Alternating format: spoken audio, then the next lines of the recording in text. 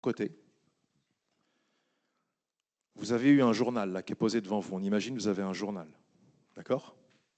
Et sur ce journal, il y a quoi comme journal en ce moment? Le Times, par exemple. Vous apprenez que c'est la mort de la formation. Il n'y a plus aucune formation sur Terre. Il y a un truc qui a complètement niqué le business de la formation. Et vous lisez l'article, et je vous laisse imaginer en 3 points, qu'est-ce qui a tué la formation? Le monde de la formation. Online, physique, il n'y a plus, ça n'existe plus. C'est mort. Tu ne pourras plus en vendre une seule. Prenez une feuille, prenez 2 minutes, vous dites qu'est-ce qui a tué la formation?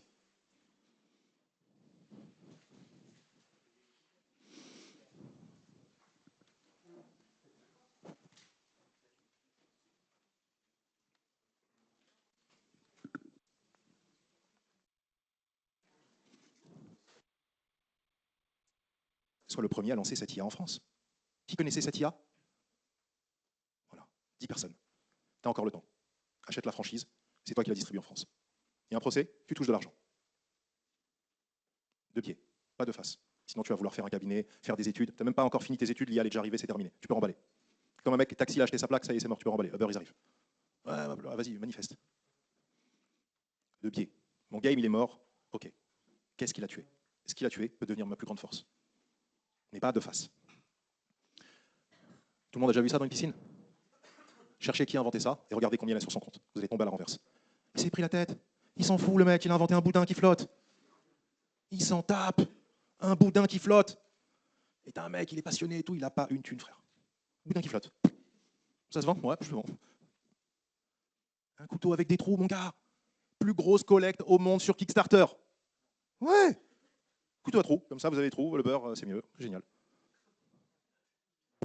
Il s'emmerde. Il dit, on va faire une connerie, il fait un couteau à trous. Voilà. Ils sont cons, ils vont donner le pif. Et voilà. Ça, vous connaissez? Un étudiant, il n'a pas de thune, il réfléchit, il dit, OK, je fais un site internet. Je fais 1 million de pixels. Chaque pixel vaut 1 dollar, 1 euro. Donc, par exemple, si tu as ça, là, tu vois, web hosting, là, ou un truc comme ça, bah là, par exemple, tu as acheté, je sais pas, 1000 pixels, 1000 euros.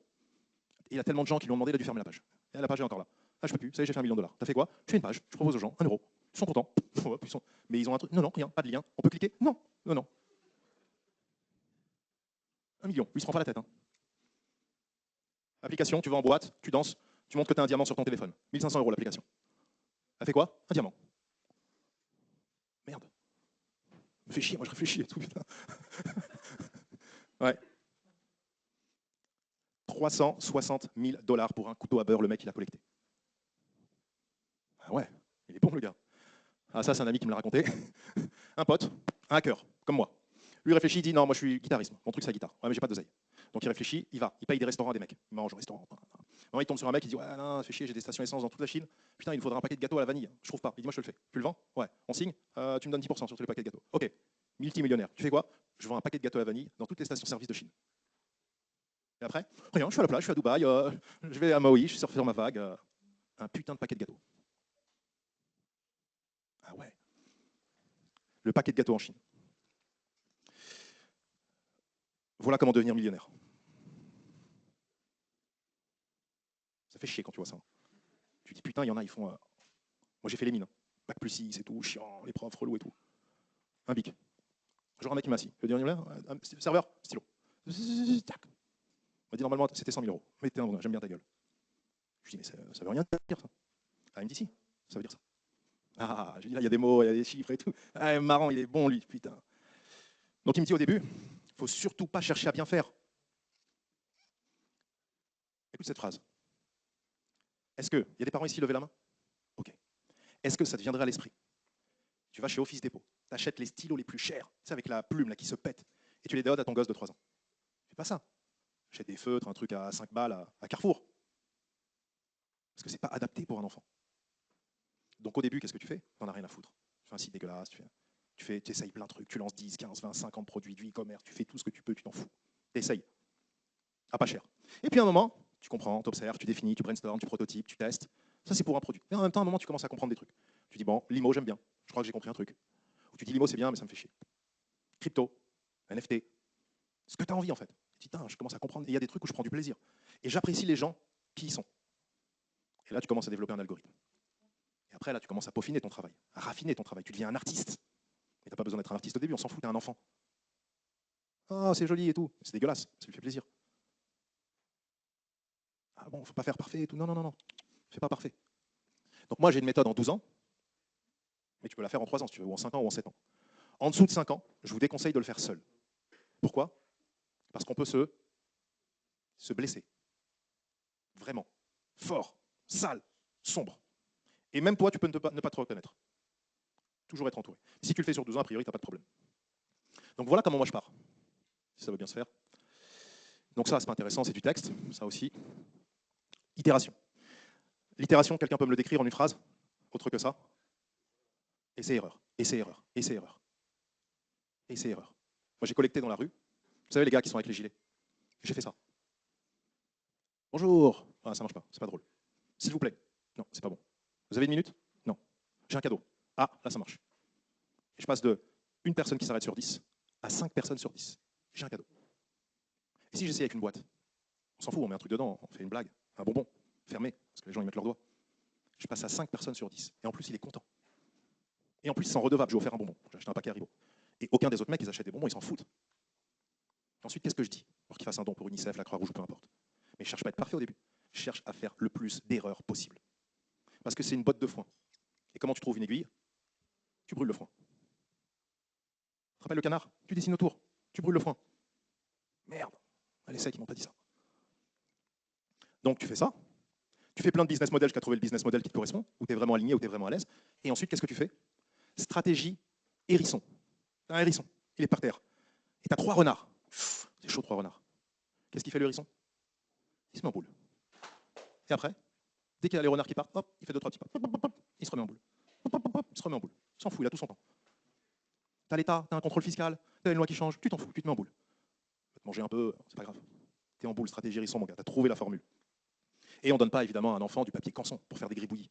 Donc tu commences pas à faire des logos, des sites internet. Non, tu fais des putains de gribouillis. Tu es un rappeur, tu sors pas d'album. Tant que tu n'es pas sûr que les gens vont l'acheter. Tu sors des mixtapes. Ils sont dégueulasses, tout, c'est pas grave, les gens ils sont contents. Parce qu'ils savent qu'il y a marqué mixtape. Minimisez vos risques d'échec ou maximisez vos risques de réussite. Pas pareil. Et moi, qu'est-ce que j'aime bien faire, c'est construire des muses. Vous savez ce que c'est une muse? Qu'est-ce qu'une muse? Hein? Un business passif qui rapporte des revenus sans trop d'efforts. En amour, c'est quoi une muse? C'est une inspiration. Donc, les bracelets, les pierres, ça m'inspire. Qu'est-ce que je fais? J'essaye de le faire. Si je ne trouve pas ce qui me correspond sur le marché, c'est que je suis censé être capable de faire mieux. Donc j'essaye. J'arrive pas? Tant mieux. Bravo à celui qui a réussi à faire mieux que moi. J'y arrive? Ah non, je suis meilleur que vous. Comment tu le sais? Je peux te le dire pendant 1 heure. Mon fil, il est meilleur que toi, mes pierres, elles sont meilleures que toi. On peut les faire tester par un labo, on peut parler pendant des heures. Je suis le meilleur. Maintenant, tu y vas. Stratégie hérisson. Le modèle, le truc, petit air, la qualité, les lois, les droits. Vas-y, fonce. Et il y en a, ils croient qu'ils construisent une muse, en fait, ils construisent une princesse. C'est pas le même prix. Hein. Une princesse coûte cher, très cher. Alors si c'est la femme de ta vie, ça peut être une princesse. Mais si c'est une muse, non. Elle ne mérite pas autant de temps ni autant d'attention. Ça, c'est pas très intéressant. Ça, c'est pas très intéressant. Le pas cher coûte cher, ça, c'est intéressant. Il y en a qui pensent toujours pas cher, pas cher, pas cher, pas cher. Levez la main. N'ayez pas honte. Moi, j'ai pensé comme ça pendant 10 ans. Ouais, le pas cher te coûte très cher. Surtout pour tes clients. Ça pardonne pas. Fais-lui une pizza de merde, il revient jamais, le mec. Fais payer plus cher la pizza, mais ne fais pas une pizza de merde. Il veut l'acheter, tant mieux. Il ne veut pas l'acheter, tant pis.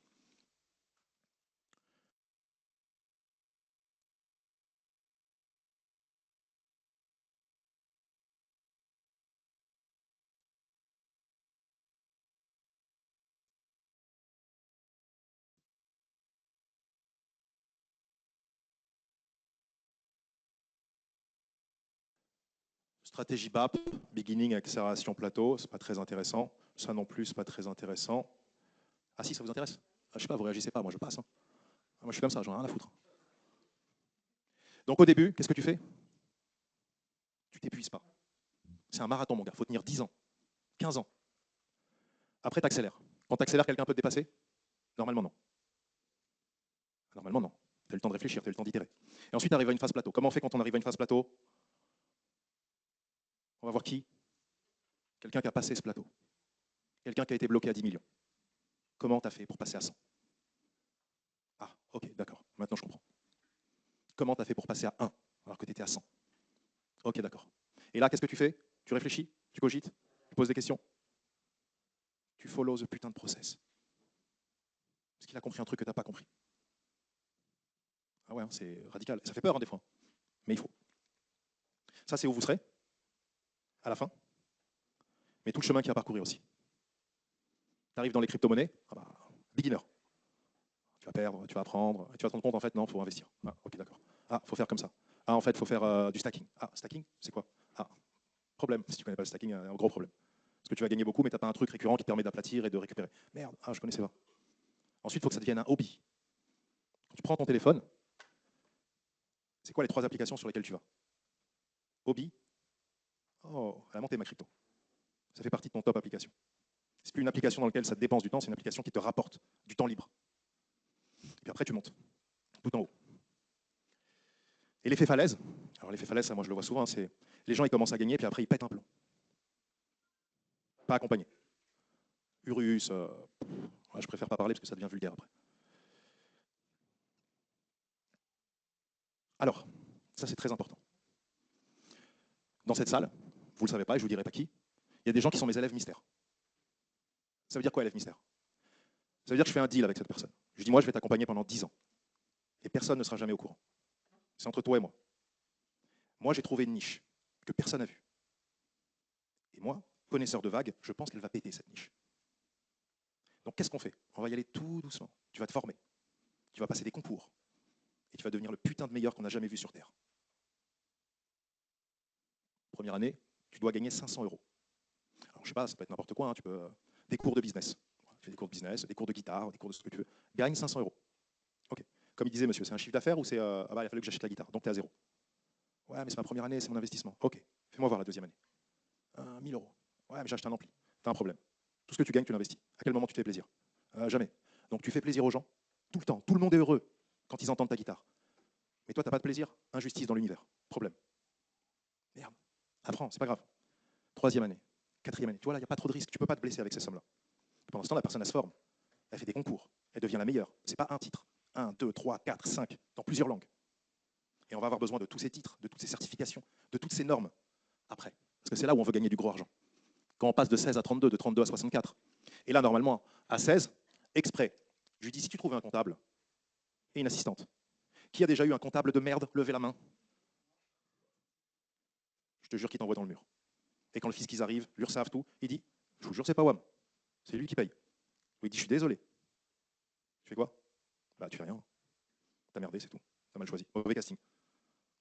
Faut te le taper maintenant. Après, il faut qu'il rende la compta, il faut trouver un nouveau comptable. À 16 000 euros, moi, je veux qu'elle ait ce goût dans la bouche. Parce qu'elle ne fera plus jamais cette erreur. C'est sûr. Elle fera bien attention maintenant. Mais à 16 000 euros, c'est pas grave d'avoir un mauvais comptable.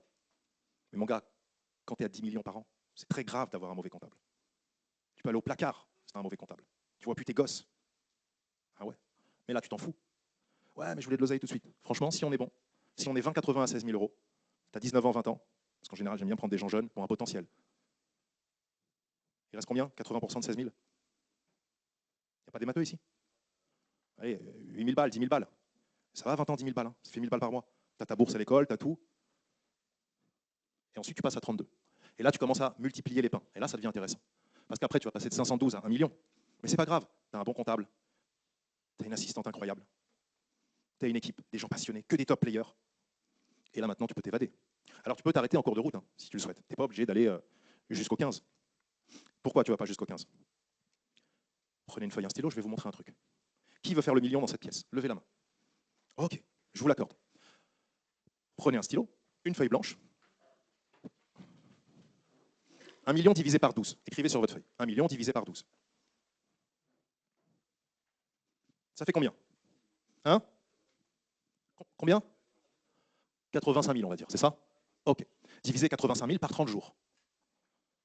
Combien? Quelqu'un le calcule avec un téléphone, c'est simple. 2700. Très bien. On va imaginer que vous êtes très très fort. Et qu'à la fin, les impôts, les salaires payés, etc., il reste 2 000 euros. Écrivez comment vous dépensez 2 000 euros par jour. Allez-y, dépensez 2 000 euros par jour. Vous mangez où? Le matin. Chez vous, du pain? 2 euros. Un café? Une capsule? 50 centimes. La machine, tu l'avais déjà. À midi, tu manges où? Tu jeûnes? Ah merde, faut dépenser. Allez, le soir, tu vas chez un chef étoilé. Tu bois? 500 euros. Tu bois pas? 250 euros. Merde, je plafonne à 250 balles. Prends des Uber. Tu fais que du Uber. Allez, si tu es très fort, tu fais 150 euros par jour. Il faut vraiment que tu aies beaucoup de rendez-vous. Merde. Achète un peu de vêtements si tu veux, tous les jours. Achète une veste, n'importe quoi. Achète, dépense. De l'argent, tu n'es même pas capable de le dépenser. C'est un problème. J'investis. Ah, ok. J'investis dans quoi? Crypto, quoi d'autre? Hein? Startup? Bien. IMO? Regarde. On va jouer un peu à un jeu. Je suis à 512 000. Je suis à 512 000, comment tu t'appelles? Alex. Alex, il a 512. Et il a le meilleur avocat à Miami. Donc, comme il a fait 512, il va voir sa banque. Combien c'est un coût en France? Un prêt. Tu payes combien? 1%, 2%? 2%. Il va voir sa banque, il dit hey, les gars, j'ai 512 sur le compte. Vous me prêtez 250? Parce que ça fait 3 ans que je fais 512. Et vous voyez, je monte. Ouais, ouais, il faut qu'on donne du fric là, parce qu'on n'arrive plus, personne n'en veut, merde. Les gens, ils ont compris, c'est l'arnaque. Ok, on me prête 250. Je mets 50 en NFT, je mets 100 en crypto. Je diversifie. Je fais un peu de stacking pour stabiliser au cas où j'explose. Et je prends un appart à crédit, que je sous-loue. Donc en fait, j'ai rien à payer, c'est le locataire qui paye mon crédit. Mais c'est pas ton argent. Oui, je sais. Merci la banque. Et à la fin, qu'est-ce que tu fais de l'année? Bah en fait, j'ai eu une crypto qui a explosé, donc je rends au banquier son argent, plus 2%. Je m'en fous. Parce que c'est Steve qui me l'a donné, 2300% j'ai fait. Donc au lieu de gagner de l'argent sur 500 000 euros, Alex, il gagne de l'argent sur 1 million, dont 500 000 qu'il n'a pas.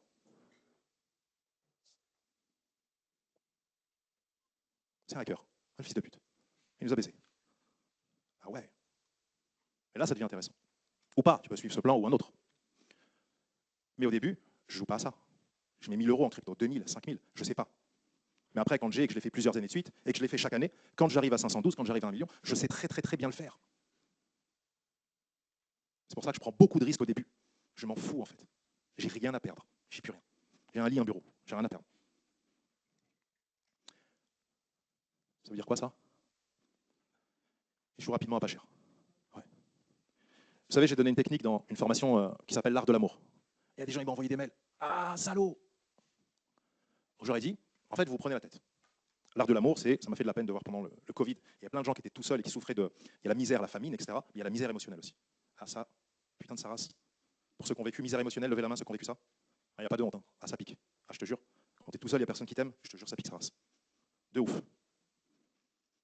Moi, je dis aux gens, parce qu'ils me disent, ouais, on fait des trucs, on fait tout pour que ça tienne et tout. Je dis, non, non, non, non, non. Tu fais pas ça. Parce qu'après, ça va péter quand tu auras un gosse. Et là, tu seras dans la vraie merde de mon gars. Qu'est-ce que tu fais? Premier rendez-vous, deuxième rendez-vous, troisième rendez-vous. Troisième rendez-vous, tu pètes un plomb. Tu es le pire des fils de pute au resto. Tu pètes un putain, parle comme ça à moi. 36 stratagèmes. Vous connaissez cette théorie ou pas? Ce livre, les 36 stratagèmes. C'est comme l'art de la guerre. Et ben dans les 36 stratagèmes, il y a une règle, ça s'appelle battre l'herbe pour faire sortir la couleuvre. Ça marche pas la première fois, tu le refais une deuxième fois. Tu vois, les gentils, il n'est pas gentil, les gentils, il n'est pas gentil. Jusqu'à ce que tu vois. Il faut voir, pour croire parfois, parce que là, tu crois pas des fois, tu vois, si tu as des surprises. Tu vois, mais comme ça, tu sais à quoi tu t'engages. Les gens me disent, ouais, non, je dis, non. À court terme, c'est chiant, mais à moyen et long terme, c'est très, très, très agréable. Et avec un associé, je fais exactement la même chose. Un jour, je me réveille, je suis un gros fils de pute. Nouvel associé. Je dis, mais comment lui? Pourquoi il fait ça et tout? Il va tout niquer. Ouais. Parce que je veux voir ce que je vais me taper pendant 10 ans. Parce que quand je pars avec toi, je pars pour 10 ans. Je suis loyal, droit comme un i. Et je veux pas de surprise. Et ça paraît contre-productif. Et pourtant, ça ne l'est pas. C'est très productif. Pas agréable sur le moment, comme quand on dit la vérité à quelqu'un. Ah, mais ça y est, c'est fait. Et la formule finale, c'est ça. Quand tu es très bon en crypto, qu'est-ce que tu fais? Tu mets plus 10 000, tu mets plus 100 000. Quand tu connais très très très bien les NFT, tu fais quoi quand tu as un plan? Tu mets 1 million. 1 million? Sur un singe? Ouais. Un putain de crypto-punk, mon pote. Ouais. Merde. Et avant, tu aurais gagné 700 euros. Après, tu aurais gagné 7 000 euros. Après,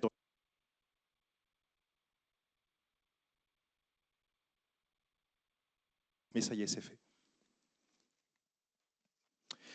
Et la formule finale, c'est ça. Quand tu es très bon en crypto, qu'est-ce que tu fais? Tu mets plus 10 000, tu mets plus 100 000. Quand tu connais très très très bien les NFT, tu fais quoi quand tu as un plan? Tu mets 1 million. Suffisante et se suffit à elle-même. Mon ami Gaston, qui est ici dans la pièce. Donc moi, j'aime bien les cryptos, j'aime bien les NFT avec d'autres personnes qui sont dans la pièce que je ne citerai pas parce qu'ils souhaitent rester discrets. Et j'ai plusieurs endroits où j'investis des fonds, etc. Puis on s'est rencontré avec Nathan, et donc j'ai dit ok, bah, vas-y on fonce. Il m'a dit ouais, moyen, normal, ou le truc faut le regarder en crypté, parce que ça pique les yeux. Je dis moi je veux le truc crypté, sale, sombre. Ouais. Pourquoi je fais ça? Pourquoi je tape dans le crypté tout de suite? Personne ne le fait, et hein? Non. Je veux de l'oseille. Je suis là pourquoi? Pour acheter des trucs qui n'existent pas, ils sont là dans l'application. Et ça me permet de voir tout de suite. Après, je vais redescendre. Mais si je mets 1000, 10 000, 100 000 tout de suite, ça y est, je sais en fait. Après, je peux jouer gestion patrimoniale, en bon père de famille, à 10% par an. Mais au début, je veux voir tout de suite, comme dans le rendez-vous. Je suis un connard, direct. Et si elle peut supporter un connard, elle peut supporter après un mec, j'espère, bien quoi. Tu vois. Mais si l'inverse ne fonctionne pas. Donc je vais le laisser pitcher, etc. Vous parlez de crypto. Qui ne connaît rien du tout aux crypto-monnaies, levez la main. Quand même, ok.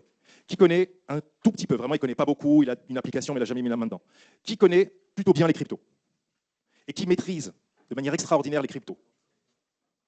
Un, deux personnes. 2 personnes sur 120 personnes. C'est ouf, hein? Ouais.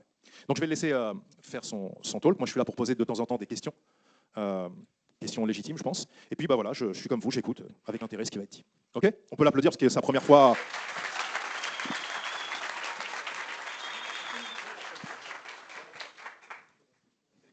Ça marche, merci à tous, merci mon cher Steve. Faut que je chauffe la salle le temps que la presse soit là. Ah, c'est bon, c'est tout bon. Bon, qu'est-ce que je peux dire? Première fois que je me fais maquiller. J'ai demandé drag queen, ils n'ont pas voulu. Mais voilà, une belle expérience, un très bel endroit. Je suis ravi d'être ici. On va parler de quoi? On va parler beaucoup de choses. On va parler bien évidemment d'investissement, mais on va aussi parler de technologie. Rapidement, je veux que quand vous sortiez d'ici, vous ayez les bases de cette technologie, de comprendre de quoi on parle. Parce que c'est vrai que voilà, tout le monde veut faire de l'argent, tout le monde veut investir, etc. Maintenant, il y a un aspect technologique qui est non négligeable, et c'est en ça que l'innovation se fait en crypto-monnaie. C'est ça la révolution qu'on est en train de vivre. Elle se pose avant tout sur l'aspect technologique. Super. Alors, je m'appelle Nathan Benchimol, je suis ex-gestionnaire de fortune. Voilà, pour parler de moi, je travaillais beaucoup dans diverses institutions, surtout à l'étranger, en Suisse.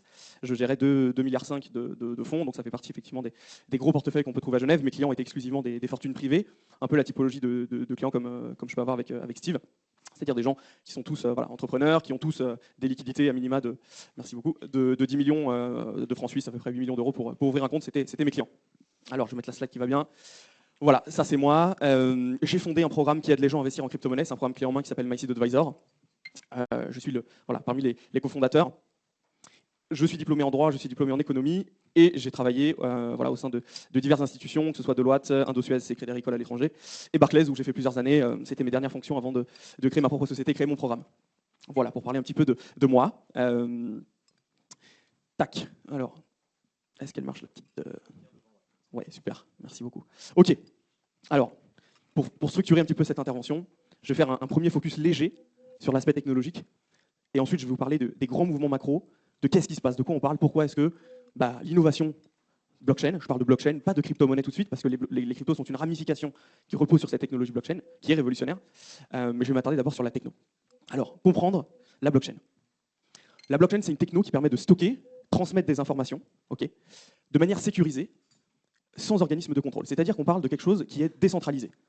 Vous imaginez qu'il n'y a pas de banque qui émet ces monnaies. Elles ne sont pas régies par des organes centralisés. Ça, c'est important de le comprendre. Donc voilà, sans organisme de contrôle permettant de réduire et d'éliminer des frais de transaction. Et c'est bien là-dedans que réside l'aspect révolutionnaire, parce que jusqu'à présent, on a la planche à billets qui fonctionne, on a des banques centrales qui émettent de la monnaie en essayant tant bien que mal de lutter contre l'inflation. C'est ce jeu-là, émission de monnaie contre inflation. La blockchain, très concrètement, qu'est-ce que c'est? C'est du code informatique. C'est du code informatique organisé de telle manière à ce qu'il soit autosuffisant. Un réseau qui fonctionne en autosuffisance. Et là, je vais vous expliquer, en 90 secondes, c'est l'objectif, et je ne veux pas que vous sortiez de cette salle sans que vous ayez compris la blockchain. Qui, aujourd'hui, si je demande à quelqu'un dans la salle, qui saurait me donner une explication de la blockchain? Est-ce qu'il y aurait quelqu'un qui se sentirait? Ok, donc il y aurait quelques personnes, c'est top. Moi, je vais vous l'expliquer, parce que le problème de la blockchain, c'est quoi? C'est que c'est des mots compliqués, c'est un jargon compliqué. Pourtant, ça reste des concepts qui sont plutôt clairs. Imaginons, Nathan, je vais vous schématiser le fonctionnement. Imaginons Nathan. Nathan, il possède un registre. J'ai une copie d'un registre. Et ce registre, un registre de transaction, disons, il est distribué. Ça veut dire que, imaginons 2 comptables publics, un comptable qui s'appelle Steve, un comptable qui s'appelle Oussama. Imaginons, d'accord, un registre. Donc tout le monde a une copie de ce registre. Nathan, si Nathan veut effectuer une transaction, envoyer une information, je vais prendre l'exemple d'un email. J'envoie un email à chaque comptable pour les informer de ma volonté d'effectuer une transaction. Jusque-là, vous me suivez.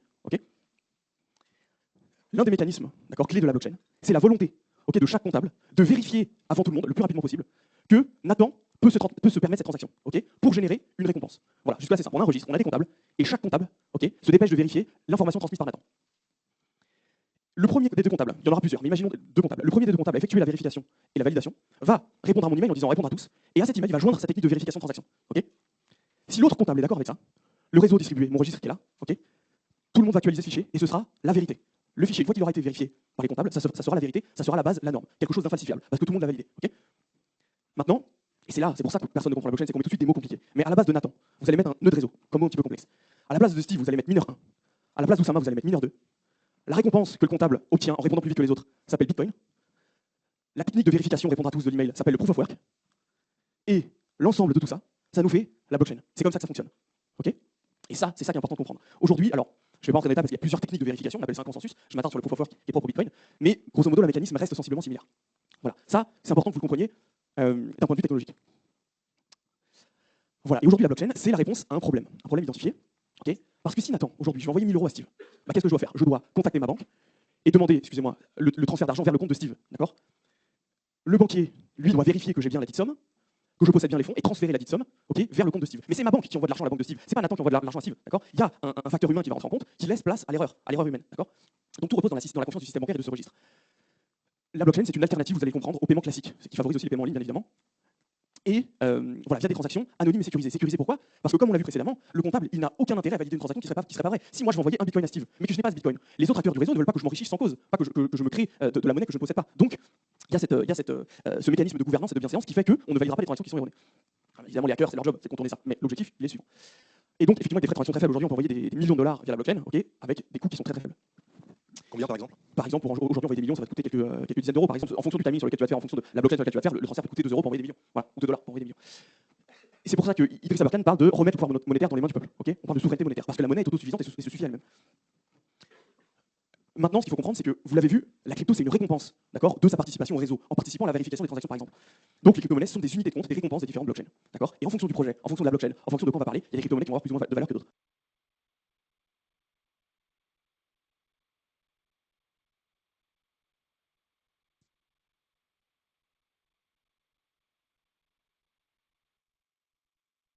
De volatile. J'entends plus dans la rue, ça devient rare, les gens qui n'avaient jamais entendu le mot Bitcoin avant de venir ici. Voilà, c'est plus possible aujourd'hui. Parfois j'entends Bitcoin. On me dit j'ai des Bitcoins. Bon, soit. Je me dis que voilà, on en est au début. Mais aujourd'hui, voilà, il y a eu une démocratisation internationale, croissante, réglementaire, législative sur cette technologie-là. En 2018, 35 millions d'utilisateurs. Aujourd'hui, 221 millions. Je pense que mon chiffre est déjà obsolète parce que la présentation a quelques jours. Donc, ouais, je pense qu'on est sur des milliards. Ouais, tout à fait. Une augmentation de bien plus de 500 et quelques pourcents. PayPal, d'accord. On a eu des acteurs, des avancées fondatrices dans l'acceptation globale des paiements, des crypto-monnaies, de leur écosystème et de l'utilisation de la blockchain. Mastercard, Visa, JP Morgan, qui nous disait que le Bitcoin était une bulle, que ça ne verrait jamais le lendemain, etc. Qui passe de j'y crois pas, forcément déperdition de liquidité pour la banque, à je vise un Bitcoin à 130 000 $ en début 2022. Okay, je le souhaite, mais je pense qu'on se rapprochera de ces ordres de grandeur-là. So serait celui qui prédira exactement le chiffre exact. Mais on a eu des très beaux retournements de veste dans l'économie, la finance traditionnelle. Goldman Sachs aussi, acteur incontournable aujourd'hui qui propose des véhicules d'investissement indexés au cours des cryptos. Maintenant, on va parler oseille. Parce que c'est aussi ce qui vous intéresse. Mais quand on parle d'oseille, je manquerai de responsabilité si je ne vous présentais pas aussi certains risques qu'on verra plus tard. Parce que, comme tout, l'argent facile vient avec des risques. Il n'y a pas d'argent facile. Pourquoi investir en crypto-monnaie en 2021?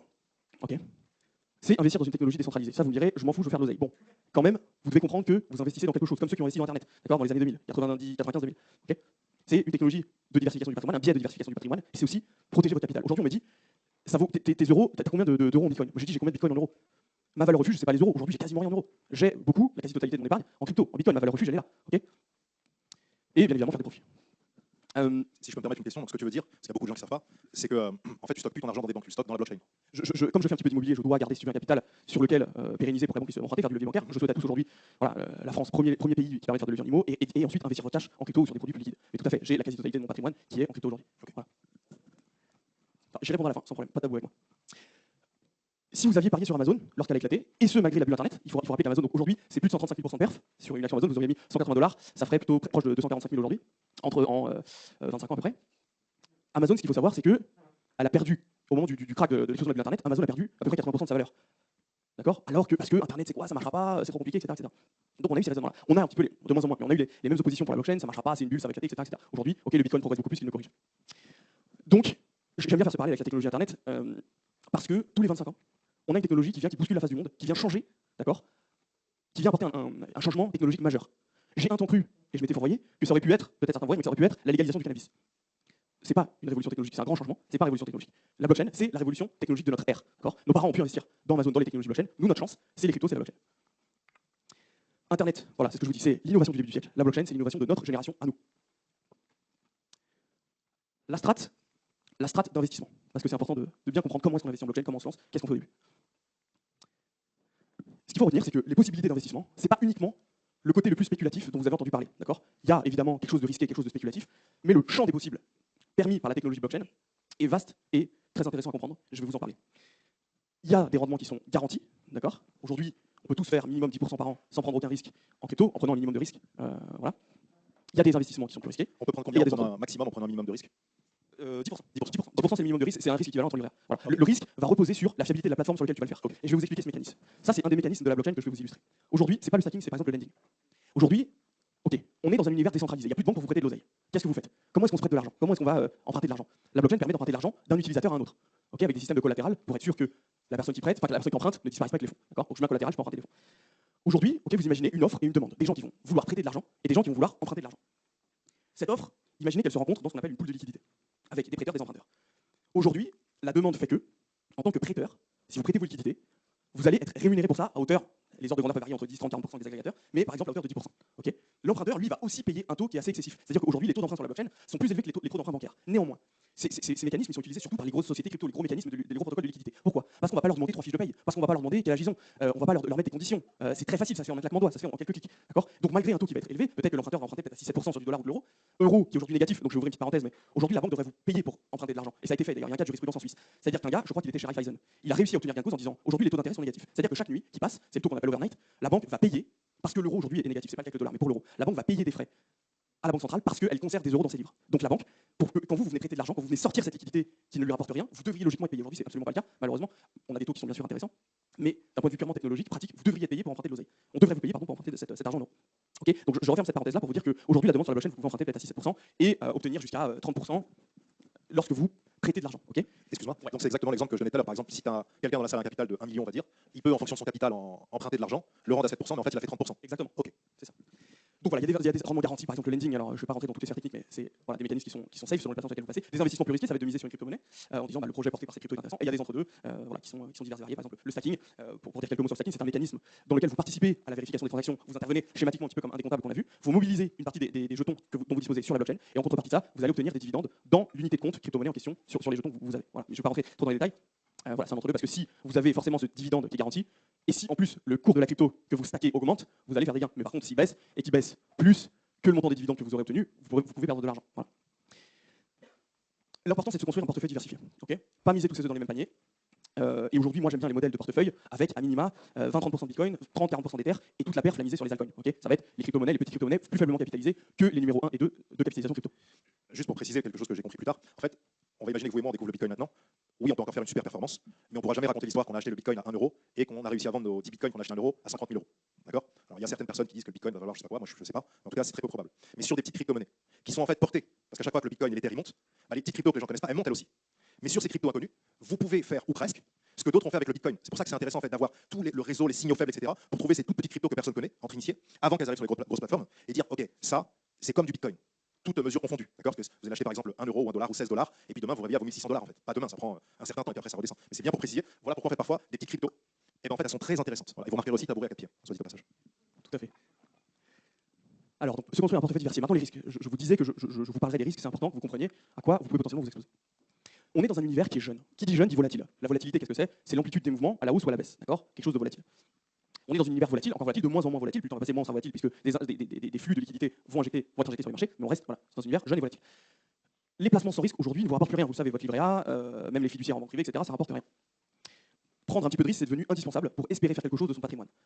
Donc moi, en tant que gestionnaire de fortune qui se respecte, ce que j'aime dire aux gens, c'est avec l'argent que vous n'avez pas, enrichissez-vous en immobilier. On est dans un paradis de l'immobilier en France. On peut vous prêter 100%, 110% du prix d'un bien. Je ne suis absolument pas un expert en immobilier, ces mécanismes, je les ai acquis à titre personnel, et c'est fabuleux. Et ensuite, avec le cash que vous avez, une partie de votre épargne, une partie de votre salaire, vous pouvez les diversifier, les investir sur des solutions plus risquées, plus liquides et plus intéressantes financièrement sur le long terme. Ce qui est important de faire quand vous investissez en crypto ou en bourse, c'est de pratiquer le DCA. Le DCA, qu'est-ce que c'est? C'est le dollar cost averaging. Qu'est-ce que ça veut dire? Ça veut dire que si, sur une période de 365 jours, une année, vous avez 10 à investir, et que vous rejoignez par exemple, vous vous dites, OK, septembre, octobre, j'investis. Vous n'allez pas investir vos 10 tout de suite. OK, ce serait une erreur de votre part. Pourquoi? Parce que vous allez être exposé à 100% à la volatilité des cours si les scénarios sont moins positifs le mois d'après. Ça veut dire que si vous mettez 10 et que les cours se cassent la figure derrière, eh ben, vous n'avez plus d'argent, puis vous avez déjà mis tous vos 10 pour investir alors que les cours sont plus faibles. Donc ce que vous devez faire, c'est injecter une première partie, peut-être 30, 40% de votre épargne, et ensuite, chaque mois, lisser votre investissement. Et diffuser cet investissement, cet afflux de liquidité sur la plateforme en question. OK. Bien évidemment, éviter les scams. Un scam, qu'est-ce que c'est? C'est une arnaque, une escroquerie qui vise à vous soutirer des informations. Okay, votre argent peut vite disparaître sur la blockchain, sur des projets crypto. Tout le monde, tout investisseur chevronné a subi un scam malgré tout. D'accord, ça arrive à tout le monde, ça m'est arrivé, c'est arrivé à mes gars. Donc ça arrive, mais l'objectif c'est de s'en prémunir de plus en plus. Juste, je précise, un scam, comment vous pouvez le rencontrer? C'est parfois quelqu'un qui vous appelle, qui vous dit j'ai un pote, qui connaît un pote, ils vont lancer une crypto, ça va péter de malade, ils vont faire 10 000%, 100 000%, ils vous sortent des chiffres. En général, ils ont un PDF ou une image ou un truc qui dit pas grand chose en fait. Et quand vous les appelez, ils parlent chinois. Ça nous est arrivé tous les deux. Ça nous est arrivé tous les deux. Ouais. Voilà. On m'a proposé quelqu'un de très sérieux, très correct. Et qu'est-ce que je fais dans ces cas-là? Je fais travailler Nathan. J'appelle pas un mec qui vend des vaches, j'appelle Nathan. Et je lui dis on me propose un truc, vois avec ton équipe, vous l'appelez. Mais en échange, Nathan, il sait que quoi? Le jour où il y a une question sur un autre truc que je maîtrise, il me passe le mec au téléphone, je fais la même chose. Un service ou un service. Et on s'est rendu compte en fait que c'était une arnaque phénoménale dans laquelle tous les mecs avant moi, y compris le gars que je connaissais, étaient déjà tombés à hauteur de 1000, 2000, 10 000 euros, quoi, qu'ils ne reverraient jamais. Sans possibilité de faire quoi que ce soit. Voilà. Donc ne soyez pas les dindons, d'accord? Vous pouvez vite les devenir dans l'univers crypto. C'est un beau dindon.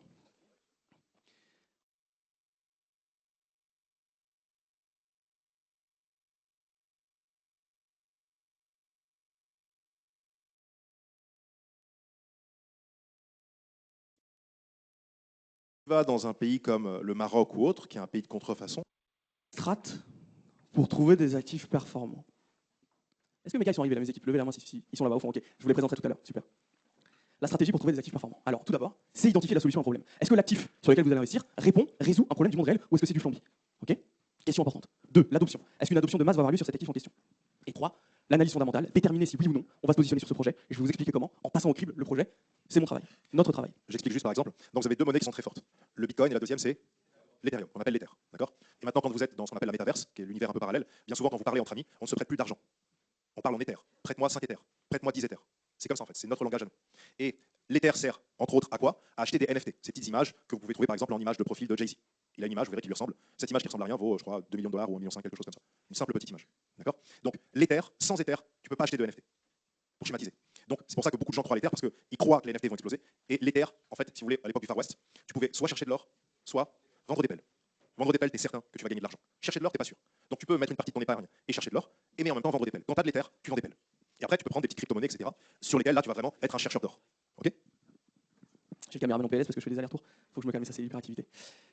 Lorsqu'on analyse un projet, ok, qu'on établit une fiche projet comme celle-ci, l'objectif c'est quoi? C'est de regarder qui est l'auteur du projet, quelle est l'équipe qui va porter le projet. Est-ce qu'il va y avoir une adoption? Est-ce qu'il y a marketingement du pouvoir derrière? Est-ce qu'ils ont de l'argent pour faire des campagnes marketing? Est-ce que d'un point de vue de la tokenomique, d'accord, de l'économie du token, il y a des choses intéressantes qui sont proposées ou pas? D'accord. Ça c'est ultra important. Un token c'est une crypto.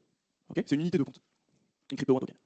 Okay. Je me permets une parenthèse qui est importante pour que vous compreniez bien, c'est qu'en fait, je peux me tromper dans ce que je dis, mais il est possible que certaines personnes se réveillent en fait dans X années et se disent putain merde quoi, je suis vraiment passé à côté. Parce qu'il faut que vous compreniez que énormément de choses vont être tokenisées pour s'assurer de leur viabilité. Donc par exemple, j'ai une montre de marque sur moi. Avant, une montre était livrée avec une carte. Donc tu peux te balader avec la carte ou sans carte. Si tu vas dans un pays comme le Maroc ou autre, qui est un pays de contrefaçon, à un moment on peut te demander est-ce que votre montre c'est une vraie. Et donc on va te demander par exemple le numéro de série, ou la carte, ou la boutique, ou la facture. Demain, tout ça n'existera plus. La marque que je porte a inventé une technologie, elle a développé pendant 4 ans, qui sera bientôt dans tous les aéroports du monde. Tu enlèves ta montre passe dans un scanner. Cette montre-là, il y en a 1000 dans le monde. Quand ils ont créé les 1000 montres, ils les ont passées dans une intelligence artificielle. Et l'intelligence artificielle, elle sait que c'est 1000 fois la même montre, mais ça ne peut jamais être la même montre. Parce qu'il y a toujours, de manière infinitésimale, une différence dans le mécanisme. Un tout petit peu plus rapide d'un micron, un tout petit peu plus lent, etc. Et donc, l'IA de l'aéroport, qui est la même que l'IA de la montre, tu passes ta montre dans le scanner, et l'IA dit, cette montre appartient à telle personne, a été achetée tel jour, juste avec le mécanisme de la montre. Ça sera la même chose pour les Jordan. Vous achetez une Jordan 2500 €, est-ce que vous savez c'est une vraie ou une fausse? Ça dépend de quoi? De la parole, des détails. Quand on sait que maintenant, les fausses Jordan sont fabriquées par Jordan. Parce qu'ils perdaient trop d'argent. Donc ils ont décidé de fabriquer eux-mêmes les faux, pour gagner l'argent. Donc c'est inreconnaissable presque. Sauf s'il y a un token pour ta Jordan. Et là, il y a plus possibilité de se faire arnaquer. Et demain, la plupart des biens de valeur seront tokenisés. C'est pour ça en fait qu'il y a aussi un gros avenir en fait dans ça. J'ai vraiment schématisé. Voilà. Donc je disais qu'on analyse un projet, c'est ce qu'on fait chez MySeed Advisor, on va passer au crible un nombre de métriques importants. Okay, l'équipe, l'adoption, la force marketing, l'apport technologique, okay, et la tokenomique. Et on va nous-mêmes brainstormer entre nous et se dire, ok, qu'est-ce qu'ils proposent? Ça a déjà été fait, oui, non, peut-être. Quel est le volume des jetons bloqués dans les smart contracts? Est-ce que ça va être rare? Est-ce que ça va être diffus, etc., etc. C'est des questions qu'on se pose. La clé, ce qui est important quand vous investissez, mais ça marche avec le business, ça marche avant tout. il faut que vous ayez un coup d'avance. Il faut que vous soyez early, d'accord, early stage. La clé, c'est un positionnement d'investir, c'est le fait d'investir avant le smart money, avant les fonds d'investissement, avant la masse, d'accord? Parce que c'est là que vous allez faire des performances qui sont intéressantes. Et aujourd'hui, c'est ce qu'on fait. Moins d'1% de la population avait investi dans le Bitcoin avant 2017, ok? Moins de 5% encore de la population mondiale aurait commencé à investir dans les cryptos, donc il n'est pas trop tard, ok? Je vais arrêter de bouger. Il n'est pas trop tard, ok? Si vous n'avez pas encore investi, c'est pas grave, il y a d'autres façons de le faire, si vous faites ça de manière un petit peu intelligente. Okay.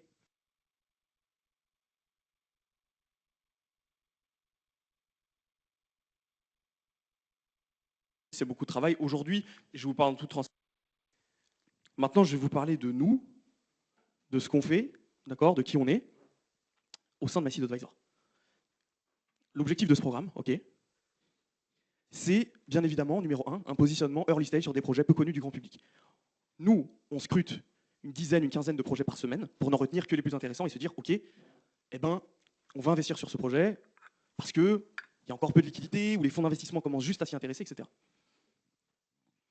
L'objectif, c'est d'obtenir des performances qui battent les benchmarks et les principaux indices. Qu'est-ce que ça veut dire? Ça veut dire que on veut vous dire qu'en investissant avec nous, sur les produits qu'on vous propose, en recopiant ce qu'on va faire, c'est faire plus d'argent que si vous aviez simplement acheté du Bitcoin. D'accord? C'est l'objectif posé du programme, et pour l'instant, c'est le cas. On tient largement cet objectif. Et c'est un programme clé en main pour économiser des heures ou des semaines de recherche. C'est-à-dire que tout le travail de recherche, quelle est la crypto sur laquelle il faut investir, on le fait pour vous. Okay? Alors, il y a des avantages. Vous pouvez avoir accès à nos portefeuilles en direct, d'accord, à l'évolution du portefeuille en cours. Les cryptos qu'on retient, donc les projets dans lesquels nous on investit. Un accès à voilà, une communauté sur Telegram. Un fichier qui vous permet de suivre, vous rentrez vos positions, qui vous permet de calculer combien vous avez investi, si vous avez perdu ou gagné de l'argent, et quelle est la répartition de votre capital. Il y a des outils en ligne qui sont encore plus pratiques, donc on vous les indique aussi, mais vous avez accès à ces données-là. Des stratégies rentables pour placer et diversifier votre épargne, et un service d'assistance à votre écoute. Je vais l'appeler le service d'assistance, ils vont venir se présenter. Léo et Yann, je vais vous parler un peu de qui fait quoi au sein de l'équipe, s'ils veulent bien se dépêcher. Excuse-moi, on trouve quoi sur le canal Telegram en fait? Alors le canal Telegram, c'est pour aller plus vite que les emails. Aujourd'hui, on est très connecté, c'est-à-dire qu'on va mettre chaque semaine des analyses, on va mettre, tu vois, dès qu'on lance un nouveau positionnement sur une crypto, on va d'abord le mettre sur Telegram, on va aussi le mettre par email, mais sur Telegram, tout le monde le voit très rapidement, si tu veux. Donc c'est ça, le groupe Telegram. Donc quand vous avez fini d'analyser une crypto, vous la mettez sur Telegram et les mecs directs ils peuvent investir, Exactement, etc. exactement. C'est pas du trading, c'est de l'investissement, ok.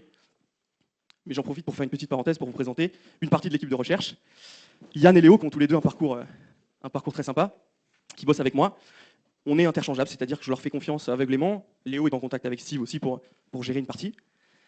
Donc Yann, il était petrol engineer, tu as fait de l'oil and gas, un peu de trading là-bas. Alors un trader aujourd'hui, qu'est-ce que ça veut dire? Yann, il est data analyst, je vais y revenir. Et Léo, c'est un petit peu, voilà, j'ai une affection toute particulière parce que déjà, il a été l'un des premiers à me rejoindre. 2, il a arrêté ses études très très tôt. Bon, Léo, il gère déjà un portefeuille personnel à 6 chiffres. T'as eu le bac ou pas? Je me souviens plus. T'as eu le bac ou pas? Je me souviens plus. T'as eu le bac. Voilà, tu t'es arrêté juste après. Malgré ça, Léo, il a des études qu'il a arrêtées tôt. C'est l'un des meilleurs fondamentalistes aujourd'hui qu'on peut avoir en France. Et j'ai la chance qu'il bosse avec moi, avec nous. Aujourd'hui, comment est-ce qu'on fonctionne? J'ai une partie, donc vous n'avez pas toute mon équipe d'analystes aujourd'hui, mais je vais avoir Léo, dont le travail, ça va être d'aller chercher sur les protocoles, d'aller farfouiller sur la blockchain, d'aller nous trouver des projets intéressants, chose qu'on fait tous les deux.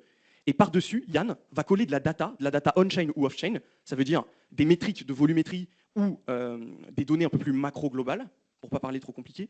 Okay, et Yann va nous dire, OK, le projet est intéressant, on l'a identifié par exemple avec Léo, et Yann par-dessus, il va coller une analyse en disant, est-ce qu'en termes de time to market, est-ce qu'en termes de timing, on est bien pour rentrer ou non sur le projet, en analysant toutes les données qu'on va avoir à notre disposition. Donc voilà, le boulot qu'on fait, voilà, j'ai plusieurs Léo, et on est plusieurs dans l'équipe à faire ce travail-là. Merci les gars, je vous ai montré. Vous pouvez retourner à vos petits oignons. Merci beaucoup.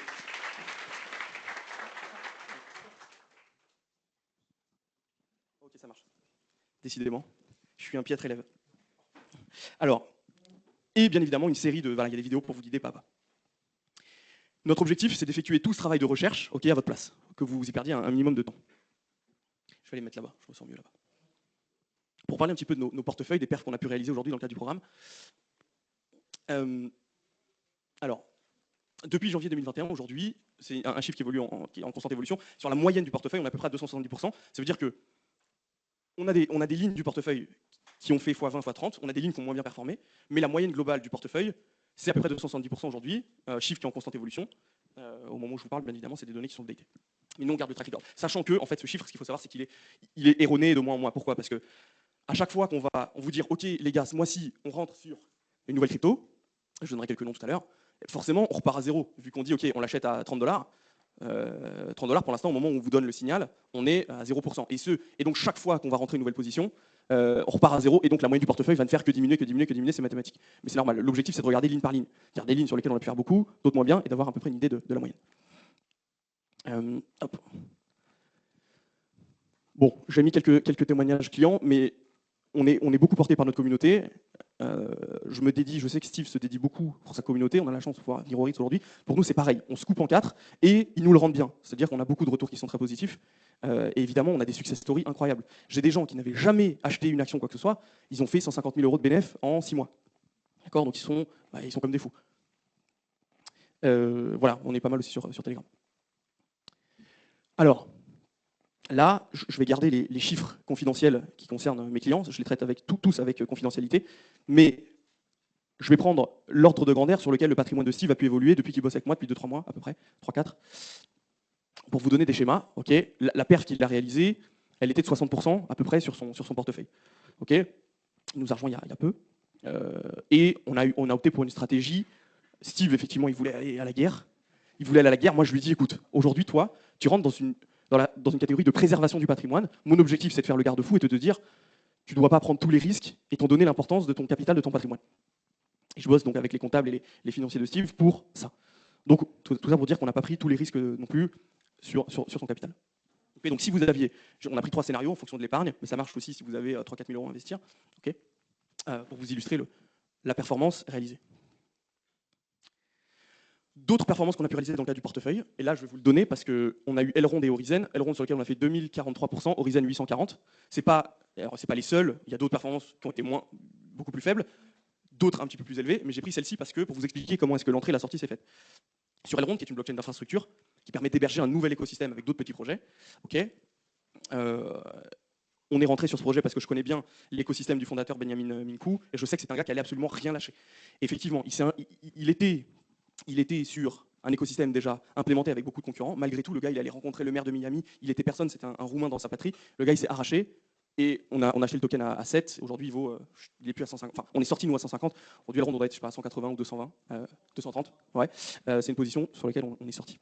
Et Horizon, qui est une blockchain anonyme. Donc là, par effet d'anticipation, mon raisonnement, c'était de dire, OK, blockchain anonyme. Alors, il faut savoir que mon job premier, c'est de travailler avec l'autorité des marchés financiers, la CPR, pour faire passer le régime PSAN, donc c'est un régime aujourd'hui attribué par la loi Pacte en France qui permet à des acteurs crypto d'exercer légalement sur le territoire. C'était l'une de mes premières missions, donc je savais ce qui se passait un petit peu en coulisses. Et Horizon, blockchain anonyme, je me disais, donc c'est une blockchain sur laquelle on ne peut pas identifier les transactions ou les wallets. Plus difficilement en tout cas, sur lesquels les outils de tracking on-chain ne fonctionnent pas. Donc je me suis dit, ok, les régulateurs, je pense que c'est les premiers projets auxquels ils vont s'attaquer, ça va être ces blockchains anonymes-là. Donc on était rentré, on a fait notre perf, on est sorti. Voilà la raison pour laquelle on est sorti. Juste une question, plutôt un ajout. Vous voyez qu'en fait, dans ma transaction, j'achète de l'information. Encore une fois, c'est que de l'information que j'achète. Lui, il a l'information, il est dedans, il est avec ses gars, il triangule, ok, on est plusieurs, Horizon, ok, on va tester. Donc ça, bien évidemment, c'est la partie émergée de l'iceberg. Derrière, c'est beaucoup de travail et beaucoup d'analyse. Ça nous prend beaucoup de temps. Okay, alors, le syndrome de la page blanche. Ok, l'objectif de ce programme, et gardez-le bien en tête, je ne vous apprends pas à pêcher, je vous sers le poisson sur un plateau. Je crois que c'est une phrase de Gaston que j'ai gardée. Même si aujourd'hui, elle n'est plus vraie. Pourquoi? Parce que j'ai eu beaucoup de demandes de mes clients d'apprendre aussi à pêcher. Donc, gratuitement, on a inséré beaucoup de vidéos, beaucoup de contenu de formation qui est encore en cours d'ajout pour que vous puissiez avoir les deux et que vous puissiez être formé si vous voulez comprendre un minimum la technique. Donc voilà, mais l'objectif, l'essence première du programme, c'était celle-ci. Hop. Alors les packs, pour vous expliquer, là on va parler aux ailes, combien ça coûte, etc. Et je répondrai à tout ça. Alors, au début, donc le premier pack, ça s'appelle le pack crypto bourse, ok. C'est notre produit phare, ok. Alors il faut savoir que nous on fait crypto et bourse, c'est-à-dire qu'à la base on est éminemment crypto, mais je veux vous offrir la possibilité, dans un produit où vous n'allez pas payer plus cher, où vous n'allez pas devoir aller prendre un autre programme, vous avez aussi des recommandations boursières tech-biotech américaines. Parce que je veux vous donner la chance de pouvoir jouer sur les deux tableaux pour, si je sens qu'il y a une tendance qui est plus faible sur une classe d'actifs plutôt qu'une autre, vous puissiez rebalancer vos liquidités et avoir de quoi investir si vous voulez pas faire que de la crypto. Et c'est important d'être diversifié aujourd'hui. Donc, vous avez accès au portefeuille crypto avec plus de 40 cryptos, portefeuille actions, des outils, des tutoriels, une newsletter crypto mensuelle, des analyses techniques hebdo qui sont réalisées par Yann, notre data analyst, vous avez accès au portefeuille en direct, les opportunités crypto du moment, une assistance par email sous 48 heures, et tout ça, bien évidemment, c'est sans engagement, c'est-à-dire que vous pouvez arrêter quand vous le souhaitez. Okay, donc c'est le pack Crypto Bourse, premier pack. Donc tout ça, ça représente évidemment beaucoup de valeur, okay, c'est beaucoup de travail. Aujourd'hui, je vous parle en toute transparence, un programme bourse, ça va vous coûter peut-être 1500-2000 balles, un programme crypto, ça va vous coûter 1500-2000 balles. Vous avez les deux en un aujourd'hui à travers notre produit à nous. Okay. Le prix, alors Steve m'a demandé de vous faire un truc pour vous, et je l'ai fait avec grande joie. Donc le prix annuel, c'est 1397 €. Voilà, vous pouvez soit, donc effectivement, vous pouvez soit le payer en un coup à l'année, ou alors je vais t'expliquer ça. Ou vous pouvez le payer tous les 3 mois ou tous les 4 mois, si le petit bitonio veut bien marcher. Voilà, ça vous fait à peu près 500 et quelques euros tous les 4 mois.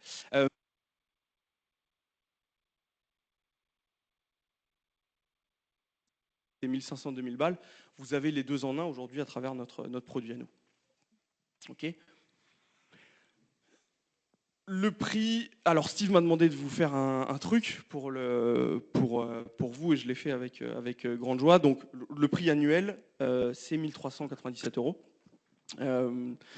Voilà, vous pouvez soit, donc effectivement, vous pouvez soit le payer en un coup à l'année, ou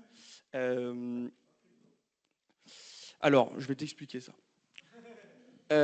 Ou vous pouvez le payer tous les 3 mois ou tous les 4 mois, si le petit bitonio veut bien marcher. Voilà, ça vous fait à peu près 500 et quelques euros tous les 4 mois. Vous pouvez scanner ça si vous voulez pour garder la page, si vous voulez en favori, mettez-la de côté si vous le voulez. Ça vous emmène directement. Dites-moi, ça marche ou pas? Super. Je vais pas mettre devant. Vous pouvez la mettre de côté.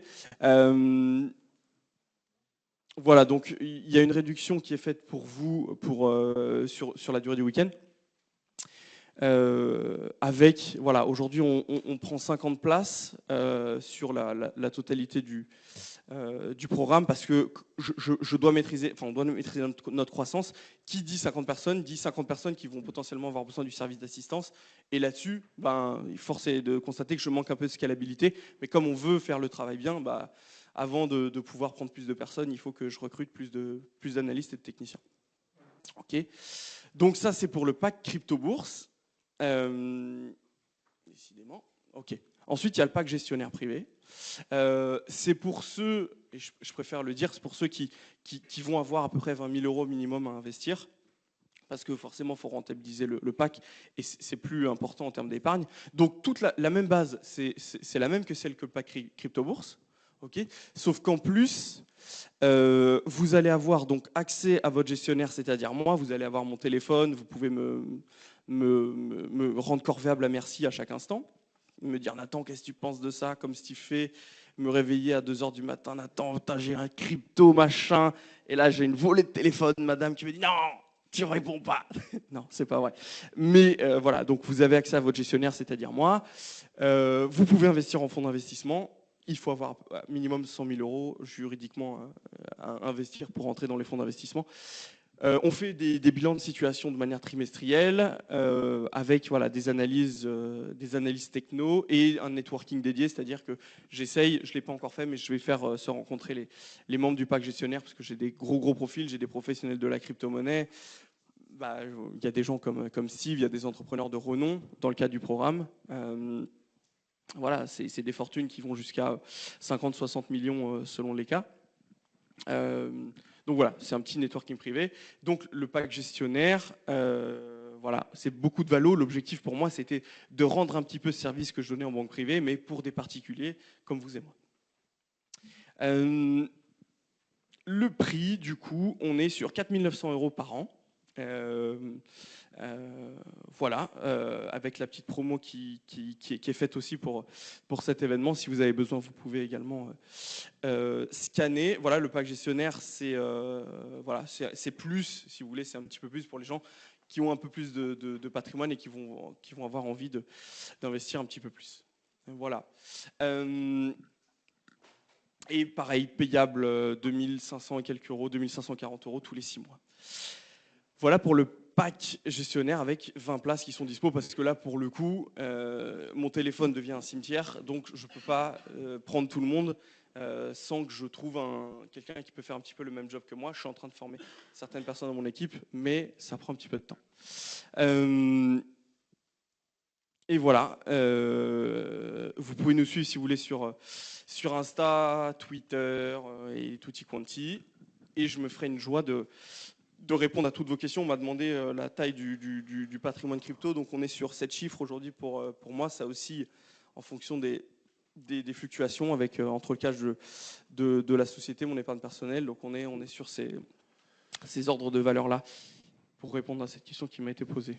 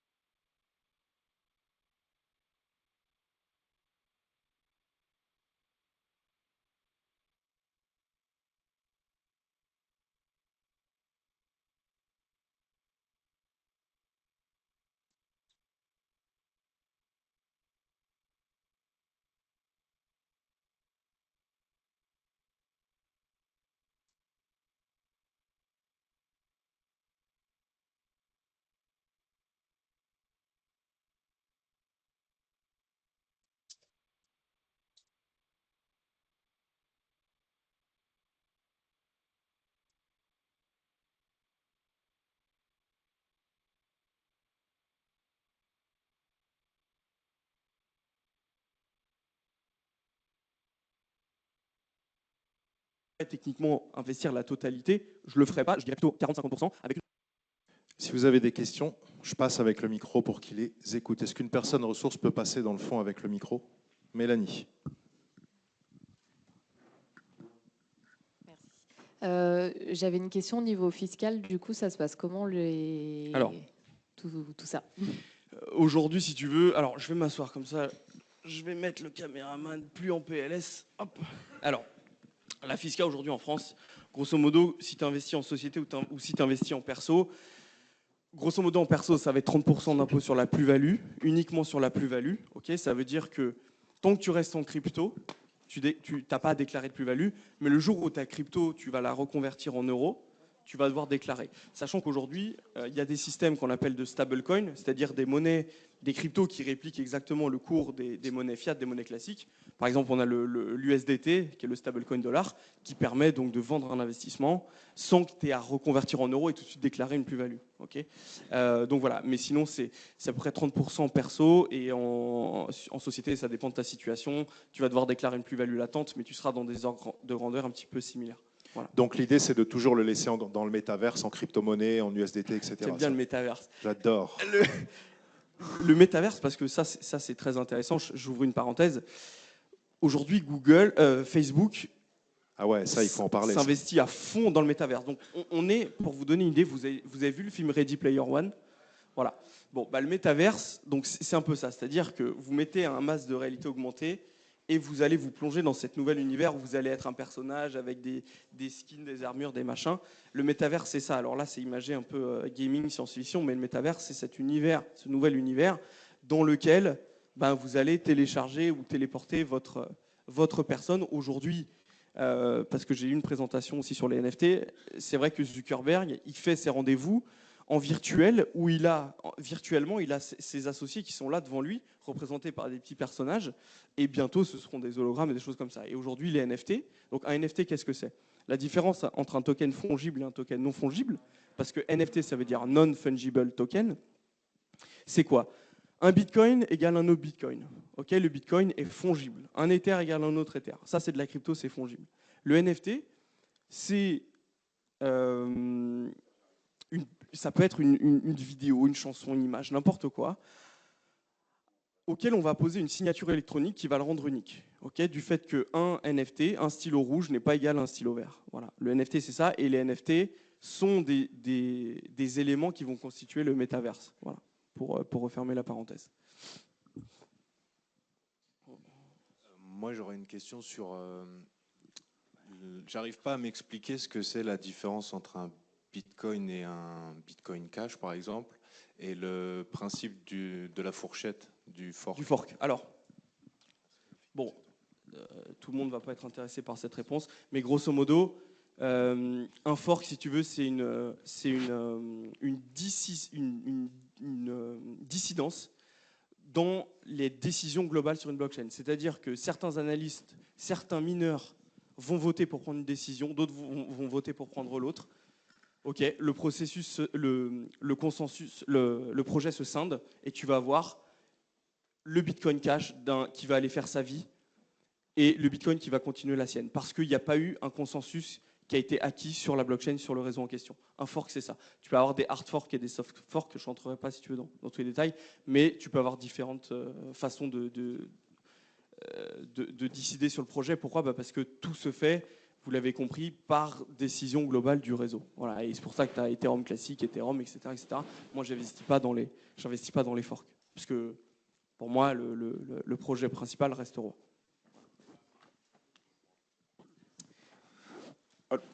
Bonjour Nathan, enchanté. Je voulais savoir, est-ce que tu travailles avec les comptes professionnels? Il y a très peu de structures en France qui le font. Qu'est-ce que tu appelles les comptes professionnels? Mon compte professionnel, j'investis directement sur ta structure. Avec ta société? Ouais. Ah, bien évidemment. Oui, non. Et puis c'est déductible. Notre programme est déductible. Donc tu peux tout à fait investir en société. Ouais, sans problème. Envoyer des fonds sur ta structure? Ah non, moi je ne gère pas votre argent. C'est-à-dire que nous on réalise la partie conseil, mais c'est pas à moi que vous allez envoyer votre argent. Si jamais c'était ta question. C'est ça, parce qu'il y a des structures qui le font, ça, en France. Tout à fait, et ça, dans le cadre du programme, on vous dit où et qui et comment. Bien évidemment. Okay. Moi, je bosse avec beaucoup de plateformes qui font, sinon ce serait compliqué. Ok, je te remercie, bon courage pour la suite. Merci beaucoup. Bonjour. Il y a des questions devant. Oui, bonjour. Moi, c'est Guy.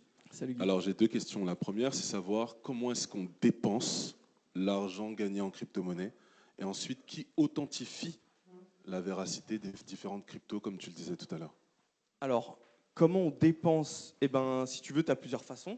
Soit, par exemple, tu fais un bénéfice en crypto, tu les reconvertis en euros, puis tu renvoies tes euros sur ta banque. Okay, par exemple, tu as acheté du Bitcoin, tu as fait de l'argent. C'était pas ça ta question? Si? Ok, alors, par exemple. Avec quel outil, en fait, mais tout se tu fait transfères ou tu convertis cette fameuse crypto-monnaie en euros? Ça se fait automatiquement sur la plateforme. C'est-à-dire que la plateforme, tu vas investir sur une plateforme qui va t'autoriser à convertir tes bitcoins en euros, tes bitcoins en dollars. Et ensuite, ils seront en euros sur la plateforme. Et de la plateforme, tu fais un virement bancaire, par exemple, vers ta banque classique, parce que la plateforme correspond avec ta banque, tout simplement. Tu as cette solution-là où tu peux laisser en crypto, avoir une carte bancaire crypto, et dans l'économie réelle, tu vas tirer tes cryptos qui seront, pour le marchand, il y a une conversion automatique qui se fait en euros et tu vas pouvoir faire ça. Du coup, l'avantage, parce que si jamais je retire l'argent et que je le convertis en euros, comme tu disais, il y a une plus-value qui est effectuée. Je la sens. Et donc, je suis fiscalisé en fait là-dessus. Je la sens la question. Alors, okay. Steve, je suis filmé là? On peut, si tu le souhaites, couper cette partie au montage. Alors, on coupera peut-être au montage, mais grosso modo. Plaisir. Ça fait partie des petits tricks de temps en temps. C'est-à-dire que légalement, tu dois, même si tu utilises une carte bancaire crypto, il y a une conversion en euros au moment du paiement, parce que le marchand, lui, reçoit euros. Donc, tu dois déclarer ta plus-value. Aujourd'hui, les impôts ne sont pas armés pour venir te chercher. Okay, c'est-à-dire qu'il faudrait qu'ils pensent, parce que les relevés transactionnels qu'il va y avoir, ils sont sur la plateforme et sur la carte bancaire. Okay, donc, il faut qu'ils pensent à te demander tes relevés de carte bancaire crypto. Mais légalement, tu dois, ça fait partie des plus-values que tu dois déclarer tout à fait. Et c'est vrai que pour les comptables, c'est un casse-tête. C'est-à-dire que nous, à un moment donné, on acceptait les paiements de l'abonnement en crypto. On m'a demandé d'arrêter parce que les comptables ne sont pas encore armés pour utiliser tous les outils à leur disposition. Et on fait les choses bien, donc on déclare nos impôts, etc. Donc on préférait, on a suivi les conseils et on n'est qu'en euros uniquement, mais ça va rapidement changer. Ok, merci. Et en ce qui concerne l'authentification des crypto-monnaies, quels sont les organismes qui s'en occupent? Alors, qui d'authentification des blockchains ou des cryptos, c'est très vaste. C'est-à-dire, d'un point de vue technique, tu as des organismes, d'accord, des auditeurs de code informatique de blockchain. Tu as par exemple Certic qui va venir auditer du code. Okay, ils vont dire, OK, il n'y a pas de couilles dans le potage, le code il est solide, il tient. Ça, c'est un premier organisme d'audit. Néanmoins, ce n'est pas parce que le code a été audité qu'il tient la route que le projet il fait sens. Okay, nous, c'est un critère qu'on va regarder effectivement avant de se positionner sur un projet, mais ce n'est pas la science infuse. Et deux, lorsque d'un point de vue juridique, c'est l'autorité des marchés financiers, tu dois déposer des dossiers, tu dois faire tout ça. En France, après il y a d'autres organismes ailleurs, c'est plus ou moins régulé selon les pays. Mais voilà, pour répondre à tes questions. Bonjour. J'ai une question. Comment on fait à mon échelle, en fait, pour voir la viabilité d'un projet? Alors, tu te rappelles le schéma que j'avais mis de la fiche projet en 3 parties? Si tu veux, c'est ça. C'est-à-dire, tu vas regarder le projet, par qui, c'est être curieux, d'accord? C'est te dire, OK, par qui il est porté? Quelle est l'équipe derrière? Qu'est-ce qu'ils ont fait? Qu'est-ce qu'ils proposent d'un point de vue technologique? Est-ce qu'on est sur une blockchain d'infrastructure? Est-ce qu'on est sur un layer 2? Est-ce qu'on est sur quelque chose comme ça? Comprendre quelle est l'économie du projet. Mais je t'avoue que si tu pars de zéro maintenant, c'est un travail qui va te prendre 3-4 ans de formation intense et de décryptage et de farfouillage pour arriver à un niveau un petit peu correct. Aujourd'hui, moi-même, mes équipes, on fait ça en concert parce que c'est trop de travail pour un seul homme. D'accord ? Donc c'est pour ça que aujourd'hui, notre programme, c'est pas parce que c'est le mien, mais il a beaucoup de valeur ajoutée dans le sens où ça économise des heures et des heures et des heures de recherche. Voilà. Okay. Et j'ai une deuxième question, c'est par rapport à comment chanter en fait la fiscalité. Par exemple, est-ce que si j'ai une crypto-monnaie, je passe par une fiscalité d'un autre pays, je la change en la monnaie de ce pays qui a une fiscalité inférieure, pour qu'après ça fasse des petits ponts jusqu'à arriver à la France. Alors là, tu rentres dans l'optimisation fiscale. Si, en restant dans la légalité, si tous les véhicules que tu vas créer, ça reste, par exemple, tu vas créer une société en Estonie, ça va te coûter $3 000, tu vas créer une société au Maroc ou aux États-Unis, ça va te coûter $3 000-4 000. Si de faire tout ça, ça reste plus rentable que la fiscalité que tu aurais payée en France du premier coup.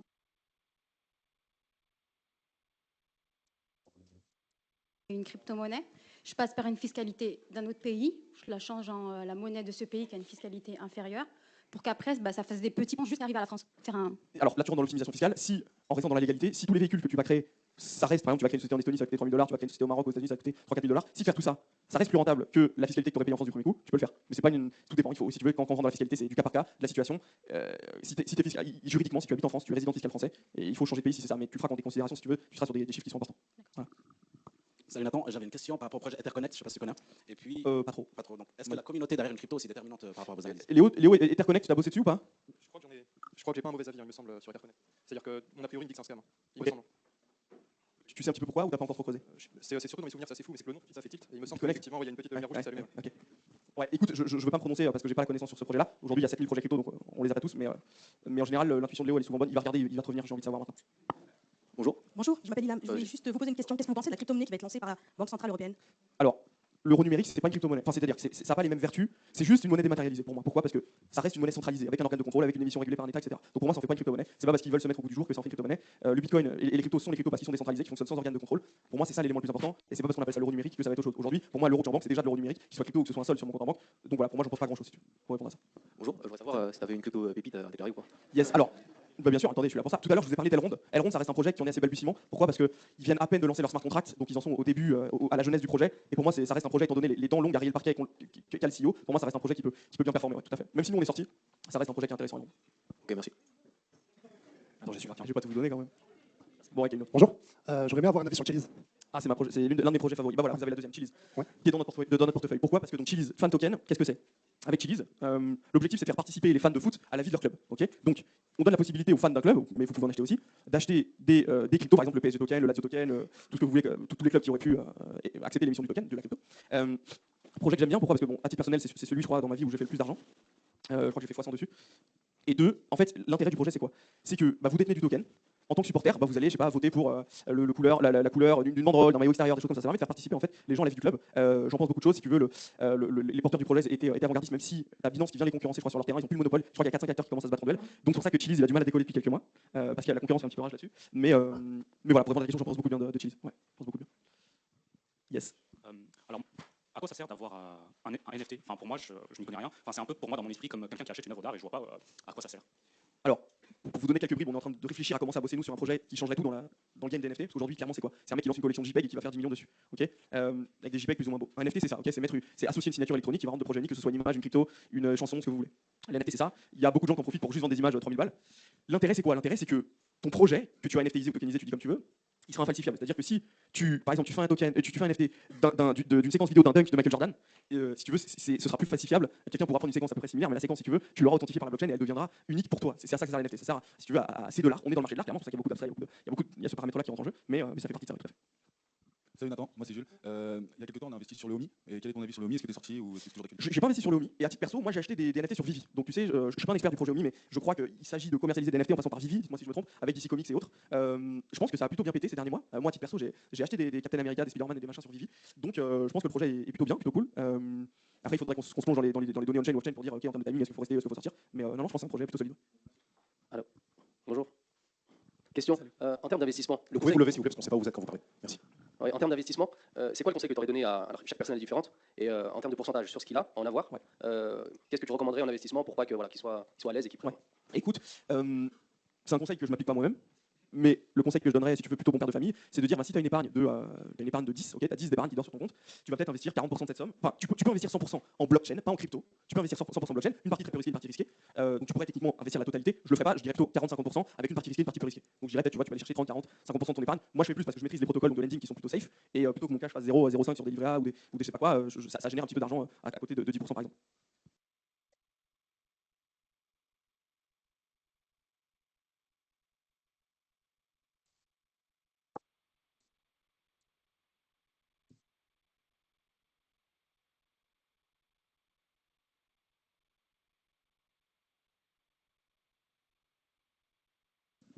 Arnaud. Bonsoir. J'aimerais savoir si la crypto-monnaie va remplacer la monnaie traditionnelle, les cryptos. Tu peux, mais c'est très dur de choper un comptable. C'est le problème que j'ai moi. Si tu veux, j'ai pas de comptable qui soit à l'aise. Donc nous, on est en Suisse, si tu veux. J'ai pas de comptable qui soit assez à l'aise pour le faire. J'en connais qui le font. je pourrais te recommander, mais ils sont en France, donc c'est bien pour toi si tu es en France. J'ai pas leur nom en tête là tout de suite, mais je te les trouverai. Mais tu peux effectivement, tu peux le faire. Ça va demander, si tu veux, à ce que le comptable soit habile et qu'il sache, tu donnes les codes d'accès à des plateformes ou qu'il soit lié par API, etc. Mais c'est possible. Merci. Je conseille plutôt d'avoir un comptable en interne dans ta société, si c'est un comptable, et que toi, tu aies les applications sur ton téléphone, qu'il soit en contact par exemple avec Léo, et qu'à chaque fois qu'il y a une transaction, eh bien, elle passe par ton application, tu reçois le code de validation, le code PIN, etc. Comme ça, tu es continuellement en fait, dans la boucle. Il ne peut pas y avoir de transactions pratiquement qui sont sans ton intervention. Et c'est quelqu'un que tu as déjà expérimenté, parce que c'est un comptable interne, donc qui est déjà passé depuis plusieurs années dans ta société, qui est clean, qui n'a pas volé d'argent, etc. Voilà. Et comment teste un comptable? Non. Hein? Non, parce que ça, c'est un très bon comptable. Non. Tu peux faire semblant, ou exprès, qu'il y ait de l'argent qui traîne, que tu ne te rends pas compte, que tu ne saches plus. Tu vois, qu'est-ce qu'il fait? Tu oublies des comptes, tu oublies des choses. Ou pas. Une autre question? Vas-y, Mehdi. Et après, Loïc va devant. Du coup, j'avais une deuxième question. Nathan, il y a 6-7 mois, il y a eu une grosse correction, ce qu'on peut appeler un peu un bull run, entre guillemets. Là, on est sur une hype où vraiment c'est en train de monter. Qu'est-ce que tu conseillerais pour des portefeuilles qui ont bien grappé, qui ont pris environ 40 à 60%, tout vendre en USDT et attendre les soldes au cas où que le cycle il se termine, comme on a eu il y a 6 mois. Et du coup, vraiment profiter de ces soldes et tout racheter en bas. En finance, c'est effectivement des grands cycles, si tu veux, qui marchent par les 4-5 ans. Aujourd'hui, depuis 2008, on est sur une, je parle d'un point de vue macro global, on est sur une hausse historique qui a quasiment pas été interrompue encore, dans le sens où on a eu un mini crash en hiver 2018 ou hiver 2019. Mais on reste, si tu veux, on reste aussi, pour parler de la crypto, nous, dans le cadre du programme, on reste aussi jusqu'à, si tu veux, on fait de l'analyse technique là-dessus, donc c'est pas, on n'a pas 2, 3, 4, on n'a pas 5, 6 mois d'avance, c'est un boulot qu'on fait semaine après semaine. Donc on reste aussi, si tu veux, à minimum jusqu'à la fin de l'année. Nos dernières targets sont en BTC autour de 80, 85, 90, début d'année prochaine aussi. Et ensuite, si tu veux, dit quoi $1000 pour le Bitcoin, pardon. On reste aussi, si tu veux, jusqu'à nouvel ordre. Et l'objectif, si tu veux, effectivement, dans le cadre du programme, ce sera de dire aux clients, bah là, vous allez passer sur telle stratégie, plutôt sauvegarde, en anticipation, si tu veux, ça commence à fluer pour vous faire rentrer juste derrière. C'est l'objectif, on essaie de timer, si tu veux, nous les cycles. Après, moi, bull run, pas bull run, si tu veux, c'est des notions que j'aime pas trop, parce que un marché, par essence, c'est haussier. Ok, un marché, ça monte. D'accord, à moins qu'on soit en récession économique, un marché, ça monte, mais ça corrige. C'est-à-dire que l'objectif, effectivement, c'est d'investir quand c'est plus bas et de sortir quand c'est plus haut. Donc là, je te dis, nous, on reste bien haussier jusqu'à la fin. On est au début de cette très belle jambe haussière que nous, on annonce depuis le début de l'année, début de l'été. Voilà. Je te remercie beaucoup. Yes. Alors Nathan, ton offre de gestion privée à 4009, faut des conseils pour les actions? C'est ça, c'est-à-dire que la crypto et les actions. Ouais, crypto et bourse. Je me posais la question, en ce moment, vu le contexte économique, on est au plus haut dans les actions, là on a atteint des sommets, est-ce que tu penses que cette période-là, elle est favorable pour investir à moyen long terme dans des actions? On ne risque pas d'en prendre en plein visage une crise économique sans précédent dans l'économie? Alors, effectivement, dans le type de market, on est mieux sur les cryptos que sur le marché boursier, même s'il y a encore une corrélation. Mais si tu veux, ce qui est intéressant d'observer depuis le mois d'août-septembre, c'est que de plus en plus, on observe une décorrélation entre les performances du S&P 500 et du Bitcoin. C'est-à-dire que plus le temps passe, moins les marchés sont liés. Et aujourd'hui, c'est plus intéressant, même s'il y a le deux dans le programme, je pense, d'investir en crypto que d'investir sur le marché boursier. Mais encore une fois, si tu pratiques bien ton DCA et que tu le fais bien, tu te prémunis d'une correction, ok? Puisque tu vas pas mettre tout ton patrimoine et tu vas diluer. Certes, c'est un petit peu plus long, c'est un petit peu plus fastidieux. Il faut pas être trop gourmand, il faut être rigoureux sur le DCA. Je le répète à chaque fois à tout le monde.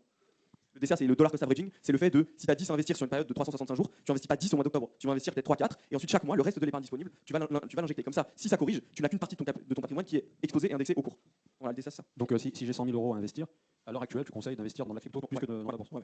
Et pas mettre les 100 000 tout de suite, tu vois, d'avoir l'argent qui bosse sur des protocoles de lending ou des choses comme ça, qu'on vend en détail, parce que nous, l'objectif, c'est pas juste de faire du 10%, c'est d'aller chercher plus avec des agrégats, mais c'est de faire ça et de jongler dans cette classe d'actifs qui est la crypto. Plus, c'est combien? Tu peux aller chercher 30-40, mais au-delà, ça devient un peu shady et dangereux. Mais sur du dollar uniquement, je parle. Le lending, c'est uniquement, votre seule exposition, c'est le cours du dollar. Ça veut dire, c'est comme si vous aviez un livret A qui vous rapporte 30 ou 40%. Je peux poser une autre question? Vous pouvez vous lever? Ah, magnifique. Ouais. J'ai deux questions en fait. Donc je commence à un niveau intermédiaire, c'est que j'apprends un peu la crypto-monnaie. Quand je regarde sur internet, je lis les projets, soit à ce moment-là je regarde le nombre de crypto-monnaies, il y en a beaucoup qui s'intéressent, donc elle est pas chère. Mettez bien le micro précis. Elle est pas chère, mais le niveau il est intéressant, comme je me souviens plus, je crois que c'est Ripple, un truc comme ça. Du coup, en fait, ma question c'est est-ce que je vais choisir celle où il y a un bon projet, mais elle est nombreuse sur le marché, et il y a beaucoup de jetons, ou est-ce que je vais utiliser celle où il y a très peu de jetons, mais son projet il y a quelque chose, mais je sens pas la vibration, c'est pas sécure. J'ai compris. Le nombre de jetons, uniquement regarder cette métrique-là, ça va absolument rien dire. Pourquoi? Parce que la capitalisation d'un projet, c'est le nombre de jetons en circulation multiplié par le prix de l'action. C'est ça qui te donne la capitalisation d'un projet. Et aujourd'hui, investir sur Ripple, pour moi, c'est peanuts, c'est cacahuète, c'est pas un projet sur lequel on investit, parce qu'il y a un historique avec les fondateurs qui ont fait du pump and dump, c'est-à-dire qu'on vendu leur propre token au détriment de leur communauté et qui les ont mis dans le mal. Donc voilà, c'est pas des projets, mais si tu veux, tout ça, c'est des projets large cap, Ripple, etc. Nous, on va se positionner sur des projets en général qui sont au-delà de la 100e ou la 150e place en termes de capitalisation, parce que c'est là où il reste de l'argent à faire. C'est pas sur le Bitcoin, il va plus faire x3 ou x2 en 2021. Alors que là, tu vois, en une nuit, c'était cette semaine, on a fait 175% sur une crypto, 3 semaines avant, on a fait 150 sur une autre. C'est là-dessus, si tu veux, qu'il est intéressant de regarder. Et on rentre effectivement au-delà de la 150e place en général. C'est pas toujours simple de comprendre ce que propose le projet et d'avoir cette connaissance, mais si tu veux, dans le cas du programme, il y a une partie formation dont l'objectif c'est de te dire comment le déterminer tout ça. Voilà. Mais donc tu dois regarder, pour répondre à ta question, la capitalisation d'un projet, c'est quelque chose à ne pas négliger. Le volume aussi, c'est-à-dire que s'il y a un très faible volume sur une crypto-monnaie et que le gars qui détient, le volume est partagé entre 3 personnes et puis t'en as deux qui vendent, toi t'as fait moins 80, moins 90% et t'as plus tes yeux pour pleurer. Donc il faut bien regarder la capitalisation qui s'obtient en regardant le nombre de jetons en circulation par le prix du token. Tu peux mettre... Au départ, c'était pas le cas parce qu'on faisait juste du clé en main. La question c'est est-ce que la formation permet de comprendre ça? Juste parce que c'est le cas aujourd'hui, tout à fait. Est-ce que vous pouvez prendre un micro? Attendez, Lamia, on va prendre un micro. Tout à l'heure, tu as parlé des images sur une star américaine. Donc la question c'est est-ce que je dois acheter que des images de stars américaines ou est-ce que je peux construire un projet, moi, sur des images pour que mon image soit porteur? Tu peux faire les deux. Technologiquement, les deux sont ouverts à toi. Tu peux acheter un NFT. Quand tu dis image, je parlais de NFT. Tu peux acheter un NFT. Rien ne te dit que ça va prendre de la valeur. Okay, ça dépend du projet, ça dépend du truc. Mais tu peux aussi, toi, prendre un selfie et le vendre sur OpenSea et ce sera un NFT. Tu peux tout à fait le faire. Après, il va falloir que tu mobilises une force marketing, que les gens sachent qui tu es, qu'il y ait de la tokenomique derrière, etc. pour que les gens achètent ton NFT. Je vais donner une image en fait, rapidement. Je ne sais pas si tu te souviens, sur Internet, il y a une sœur, un couvent, avec des bonnes sœurs. Elles devaient avoir de l'argent pour restructurer leur couvent. Ce qu'elles ont fait, c'est qu'elles ont fait une vidéo où en fait, elles se sont mises sur Instagram et du coup, elles ont fait, je sais plus, une chanson, une musique, je sais plus ce qu'elles ont fait. Quoi qu'il en soit, elles ont ramassé des millions pour rénover leur couvent. Donc en vrai, si derrière, parce que argent peut être en association avec spiritualité, si derrière tu fais donc une image pour une œuvre et que des millions de personnes se sont touchées par cette œuvre et qui la financent, est-ce que derrière mon œuvre, après, si tu veux, elle peut prendre du. Tout à fait. Après, ça, c'est des dispositions émotionnelles mentales qui rentrent en jeu, mais tout à fait, bien sûr. Tout à fait, si t'arrives à faire le buzz sur un NFT, c'est gagné. Aujourd'hui, je suis sûr que ça existe déjà, mais je sais plus comment il s'appelle, le gars là qui faisait comme ça. Je sais plus comment il s'appelle, mais lui, je sais pas, il doit y avoir des NFT de lui, ça doit valoir du pognon, un truc comme ça. Voilà. Tout ce qui fait le buzz aujourd'hui, je pense que ça peut faire de l'argent. Okay. Mais donc l'information de la prendre. On a un module NFT, ouais. On a un module NFT, mais on va ouvrir un truc spécial pour les NFT en fait. Ça va venir. Arnaud. Bonsoir. J'aimerais savoir si la crypto-monnaie va remplacer la monnaie traditionnelle ou c'est juste un outil supplémentaire. Dire que ça va remplacer, je sais pas, mais qu'il va y avoir des déperditions de liquidités dans les banques, ça c'est sûr et certain, parce que ça ne rapporte plus rien. Donc voilà, de plus en plus, je pense que tu vois, nous avec nos potes, on se rembourse en crypto, on se vend de la crypto, donc ça va être plus le temps va passer, plus ça va être ça par rapport à l'euro, à des machins comme ça. Donc ouais, tout à fait. Ça, sans qu'il y ait de remplacement, si tu veux, comme ça, il va y avoir un jeu clairement, il y a deux marchés différents. Hein, les banques vont réagir en monnaie. Tout à fait, bien sûr. Ouais. Est-ce que tu penses que l'Ethereum va dépasser le Bitcoin? En termes de prix ou en termes de capitalisation? Capitalisation. Écoute, ça se discute. Ouais, c'est possible. Qu'est-ce qui fait ça? L'utilité, l'expansion de la finance décentralisée, le boom des NFT, ça peut être des choses qui font que l'Ethereum, la capitalisation de l'Ethereum peut dépasser celle du Bitcoin. Ouais. D'accord, j'avais une deuxième question. Qu'est-ce que tu penses du projet de l'engine? Je le connais pas bien. Je l'ai vu, c'est dans le gaming, mais je le connais pas bien. C'est EOS? C'est ça. Ouais, je connais pas bien. Je connais pas assez bien. S'il vous plaît. Est-ce que vous avez un domaine d'expertise dans le minage et les masternodes? Oui et non. Oui, moi, parce que je suis un gars de chez Just Mining. Voilà. Non, c'est pas du tout abordé dans le programme. Voilà. Qu'est-ce que Just Mining pour ceux qui Just Mining, c'est une société qui a été créée par Asher, Owen Simonin. Qui est Asher? Un youtubeur, l'un des premiers démocrates de la techno en France. D'ailleurs, on est associé dans plusieurs projets, dont un qui est porté par David au milieu, là. Coucou David. On a pas mal de projets. Mais si tu veux, c'est pas abordé dans le cadre du programme. Mais ouais, aujourd'hui, si ton coût d'électricité est plus important que la récompense que tu vas faire en crypto, ouais, le mining, c'est sympa. En toute transparence, en France, c'est compliqué. À moins que tu fasses en sous-soum dans ta cave sur l'électricité des communs, c'est un peu compliqué. Enfin, en France, mais au Kazakhstan, en Russie, tout, c'est banco. J'ai des Russes qui m'appellent pour monter ces projets-là, mais je le fais pas. C'est pas ma gamme. Dernière question. Je sais pas si bon, j'ai pris le programme. Déjà? Ouais, ça y est. Top. Le deuxième. D'accord. Ça commence comment du coup pour l'accompagnement? Alors écoute, maintenant, on va plus jamais te répondre, tu t'es fait scammer. Et voilà, on vous a eu. Et voilà. Ça vous apprendra. Plus c'est gros, plus ça passe. Non, alors comment ça se passe? Donc, c'est-à-dire que tu vas recevoir un email qui va t'inviter à réserver une session stratégique avec moi. C'est-à-dire qu'on va s'appeler au téléphone, je vais t'aider à structurer tout le début, comment ça marche, comment je construis mon truc, etc. Et c'est du sur-mesure pour toi. Et tu auras accès à Léo, tu auras accès à Yann, à moi. On n'est pas les plus beaux, mais on est smart. Et on va te guider dans tout le truc, te dire par quoi tu commences, comment tu alloues, comment tu répartis, etc. Okay. C'est aussi quelles applications tu télécharges. Comment ça d'être accompagné, que j'ai rien compris. Quand est-ce que tu sors, quand est-ce que tu rentres? Je compte vraiment sur toi pour m'accompagner. Et si j'ai bien compris, du coup, ça serait un bon moment en finance de sortir de l'argent de la bourse pour du coup la mettre. Ouais, après, si tu veux, je suis partisan Une partie. Ouais, je suis partisan du moyen terme. C'est-à-dire que quelqu'un me dit bon, je vais faire de l'oseille en 2 mois, je connais pas si on peut le faire, mais ce sera un petit peu de la chance. Tout se construit si tu veux un petit peu dans la durée. Donc, in fine, si tu veux sur la durée, toi, tu mettras maintenant, je te garantis que ce sera de l'argent que tu feras, ça c'est sûr. Je veux pas me tromper, mais sur un horizon 5-10 ans, c'est clair. Surtout sur les cryptos. Si tu veux. Je m'amuse jamais à faire le gourou, à dire que le Bitcoin en 2023 ça va être tant, en 2024 ça va être tant. Il y en a qui font, je les connais, je les aime pas. Mais c'est de ça que je parlais tout à l'heure. C'est pour ça que je parle ce que je connais pas. Bien sûr. Mais si tu veux, l'argent que tu places maintenant, c'est de l'argent qui sera bien placé. Voilà. Dans tous les cas, sur une perspective moyenne. Et du coup, parce que moi je suis vraiment débutante dans ce domaine-là, absolument rien, c'est pas grave. Tu disais tout à l'heure que finalement, parce que c'est vrai que ce qu'on se demande beaucoup, c'est qu'est-ce que je peux faire avec cet argent, ok, si je gagne beaucoup d'argent, comment j'utilise, mais tu disais qu'il y avait du coup des cartes avec lesquelles on pouvait payer, mais en effet on est taxé sur la plus-value, mais si par exemple on les dépense à l'étranger ou quoi que ce soit, c'est une carte qui convertit direct. C'est ça, c'est une carte sur laquelle tu as un compte virtuel comme Revolut un peu. Tu as un seul crypto, un seul euro, tu achètes tes cryptos, tu les mets par exemple en euros ou dans une autre devise, et quand tu es dans le pays, tu tires avec ça, et ça permet au fur et à mesure d'écouler tes cryptos comme ça, tu vas convertir en euros ou dans une autre devise au fur et à mesure. Et comme les cartes bleues normales, vous avez plusieurs types de cartes. L'avantage des cartes crypto, c'est le cashback. C'est-à-dire que, en gros, l'essence te coûte 100, tu payes un plein à 100, c'est un cashback de 3%, tu récupères 3. Oui, et du coup aux États-Unis, c'est sur les cartes. Exact. Sur les cartes crypto, c'est ça. Merci. Ouais, par rapport aux cartes, par exemple, si tu veux, tu as une Visa, c'est une Visa Binance. Voilà, c'est la Visa Binance. C'est une crypto Visa. Ouais. Ouais, bonsoir. C'est la meilleure, celle-là, la noire.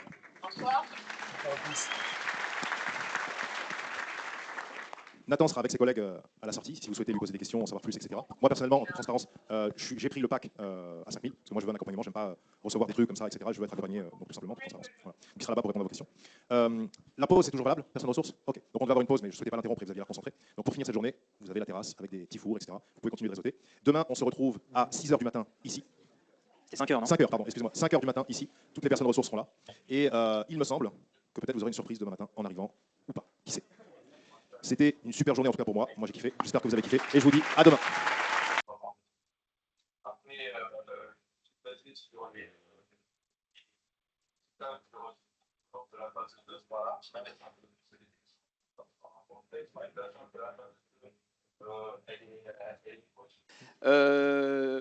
Je voulais savoir si on pouvait encaisser en tant que professionnel les cryptos.